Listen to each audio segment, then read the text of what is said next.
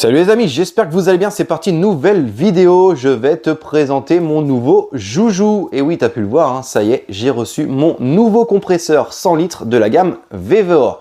Alors pour ceux qui me suivent depuis pas mal de temps, tu le sais, hein, je travaillais avec un compresseur en 50 litres, le compresseur de chez Schepasch en bicylindre. Alors 50 litres, ça me suffisait largement, hein, même pour un usage avec un Tornador. Pourquoi? Parce qu'il avait une très grosse capacité en rechargement d'air, donc forcément là-dessus, il n'y avait aucun souci. Par contre, gros inconvénient, franchement, c'est qu'il était très bruyant, surtout dans un petit garage comme ça, avec la maison derrière. Franchement, c'était hyper désagréable. Ah ben, le problème se pose plus avec ce nouveau joujou. Allez, je te le présente de suite. Voilà les amis, la bête. Donc compresseur 100 litres. Alors déjà, il y en a qui peuvent se dire, mais moi le premier, hein, est-ce que c'est réellement un 100 litres? Oui, oui, c'est un 100 litres. Sauf qu'on est sur une cuve qui est beaucoup plus longue, beaucoup plus fine et énormément compacte. Hein. Franchement, là-dessus, c'est le jour et la nuit par rapport à un Schepasch que vous allez voir dans la vidéo en 100 litres. Tu as l'impression qu'il fait 2 fois moins gros que le Schepasch. On a 3 moteurs électriques, d'accord, donc avec une puissance totale de 2200 watts. Qui dit moteur électrique dit pas de lubrification, donc pas d'entretien, hein, donc sans huile au final, la lubrification se fait sans huile, donc ça c'est aussi un gros plus. Qui dit moteur électrique également dit ben forcément, vous allez le voir, on a quelque chose de très silencieux, donc niveau confort de travail, c'est juste un gros plus. On a 2 manos ici, donc le premier, le gros là-bas, c'est la pression hein, qu'il y a dans la cuve, donc 8 bars, toujours au max. Et ici, on a un deuxième mano avec le mano au final de sortie d'air, voilà. Avec une petite molette pour pouvoir régler si tu veux travailler à 3 bars, 4 bars, 5 bars, etc. On n'en a pas 2 en sortie. Maintenant, moi, pour être honnête avec toi, sur le Schepasch, j'en avais 2, je m'en suis jamais servi. Ensuite, on a la petite goupille ici de sécurité et on a le petit bouton on-off ici. Voilà. Un truc à prendre en compte, c'est lorsque vous allez faire l'achat d'un compresseur, c'est le volume. Alors, il y a 2 choses à regarder. Selon les marques, ils vont te donner de toute façon soit l'un, soit l'autre. C'est le volume de sortie, hein, le volume d'échappement d'air ou le volume d'entrée d'air. Ici, sur ce compresseur, il te parle de volume d'échappement, donc la capacité hein, au compresseur de sortir un nombre de litres d'air, d'accord, à la minute. Eh bien ici, on est à 495 litres par minute. Autant te dire que c'est énorme et que là, grâce à ça, vous allez pouvoir travailler hein, longtemps avec par exemple des soufflettes, des ponceuses, etc. sans avoir un débit qui va réduire. Voilà. Donc ça, c'est quelque chose vraiment à regarder lorsque vous allez acheter un compresseur. Maintenant, les amis, ben, je t'ai préparé 2 tests. Enfin, des petits tests, donc un test de décibels, un test de rechargement complète d'une cuve, ok, pour voir le temps hein, que va mettre ce compresseur à recharger une cuve complète de 100 litres, ok, et puis après on se retrouve pour la conclusion. Bon les amis, c'est parti, hein, j'ai le chronomètre, j'ai juste appuyé sur démarrer en même temps que je vais mettre en route le compresseur et puis on va voir au bout de combien de temps, ok, le compresseur recharge complètement. C'est parti.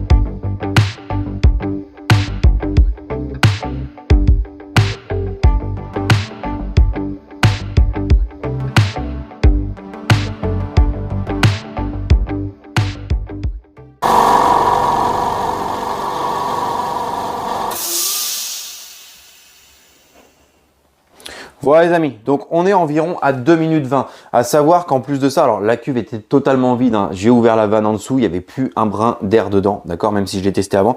Donc là on est à 2 minutes 20 pour un rechargement complet, ok. Maintenant on va passer au Schepasch.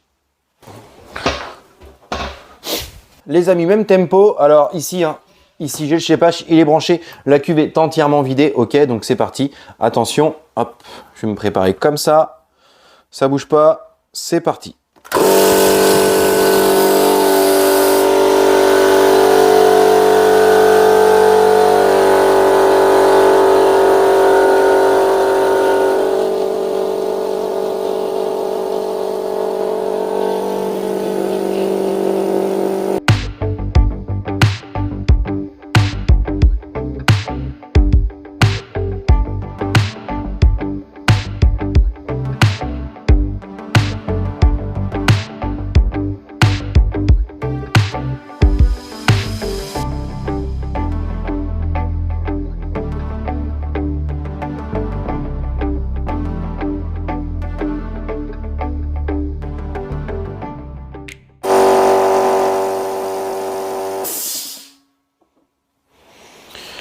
Bon les amis, là, comme on peut le voir, pour un 50 litres, on est à 1 minute 18, d'accord? Donc au final, on a moitié moins d'air, hein, enfin moitié moins de capacité hein, que le 100 litres. Et au final, donc si là, on multiplie par 2, on est quand même à 20 secondes de plus, d'accord? Parce que là, une 20, hein, ça fait 2,40. Donc au final, on est à 20 secondes de plus de rechargement. On va voir par la suite, hein, lorsque je vais faire le test avec le 100 litres. Maintenant, passons aux décibels. Bon les amis, j'ai mis l'application en route, ok. J'ai rebranché du coup le VEVOR hein, pour que ça corresponde un peu dans la vidéo. Tout simplement, on va le démarrer, on va voir. Déjà, tu as pu voir dans le garage, là, comme je parle, on tourne à une moyenne hein, de 80 dB. Ok, donc 80 dB, franchement, c'est hyper correct. Pourquoi? Parce que au final, on peut s'entendre parler. Allez, j'allume le VEVOR et on regarde ça.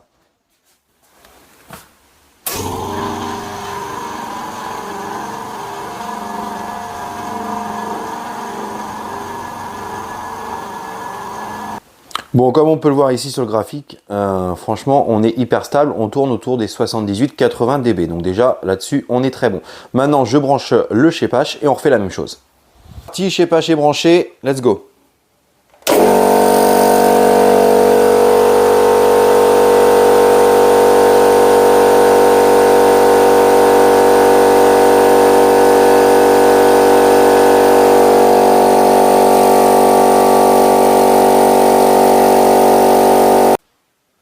Bon les amis, deuxième partie hein, du test, je vous l'avais promis. Là, j'ai un shapehash à disposition, un 100 litres directement. Donc là, on va voir vraiment une belle vidéo comparative.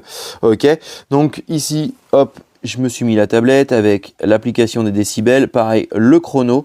La cuve est totalement vide. Ok, donc on est vraiment sur un test aux petits oignons. Écoute, c'est parti, on va le démarrer au top départ. 3, 2, 1, c'est parti.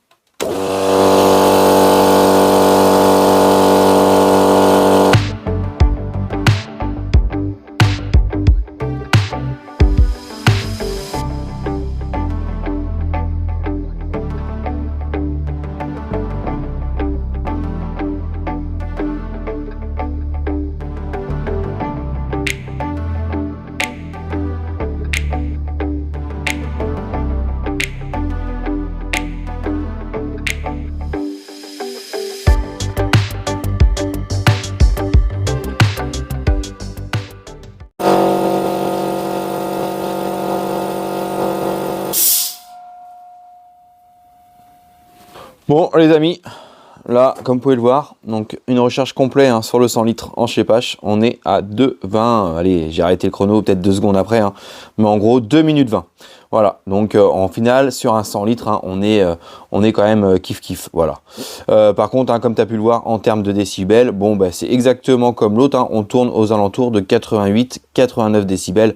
Donc là, par contre, voilà, là-dessus, on voit clairement la différence sur un compresseur silencieux et un compresseur classique.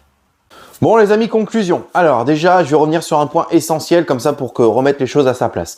Lorsque vous posez la question quel est le bon compresseur qu'il faut pour faire du nettoyage automobile, qu'on voit les réponses qu'il faut absolument un 100 litres, alors ça c'est totalement faux. Voilà, je te le dis clairement, c'est faux. Pourquoi? Parce que ça dépend du compresseur que tu achètes. Si tu achètes un 100 litres en monocylindre, franchement, des fois, regarde, hein, comme moi, mon shapehash en 50 litres en bicylindre. J'avais plus de puissance, plus de capacité avec un 50 litres en bicylindre que beaucoup de compresseurs monocylindres qu'on peut retrouver dans quasiment tous les magasins. Donc déjà là-dessus, faites attention à ce qu'on vous dit. Je le rappelle, regardez déjà, d'accord, soit le volume d'entrée d'air par minute, soit le volume de sortie de litres hein, par minute. Ça, ce sont les caractéristiques essentielles à regarder pour l'achat d'un compresseur. Revenons à celui-là, donc au 100 litres de chez VEVOR. D'ailleurs, un grand merci à VEVOR hein, de me faire confiance, hein, que ce soit pour l'injecteur extracteur, pour le compresseur. Franchement, je kiffe leur matos. Donc, j'ai fait une petite comparaison vite fait. Concernant, hein, pour parler de choses qui sont comparables avec le shapehash en 100 litres en bicylindre. Donc, sur le rechargement complet d'une cuve de 100 litres, on est kiff en termes de timing. Par contre, sur le volume d'échappement ou d'entrée, le VEVOR est un petit peu au-dessus. Voilà, donc c'est-à-dire qu'on aura encore une meilleure pression continue avec le VEVOR qu'avec par exemple le Shapehash en bicylindre. Voilà, donc ça joue à quelques litres, hein, mais franchement, voilà, c'est toujours un plus. Donc déjà, on est sur des gros volumes, donc autant te dire que sur un confort de travail, on sera tranquille. Par contre, gros point positif aussi, le fait qu'il est très compact. Hein. Voilà, ça reste un 100 litres, mais très compact. Donc, on va pouvoir le mettre à droite, à gauche beaucoup plus facilement que la plupart des 100 litres du marché. Et puis, les 8 décibels en moins.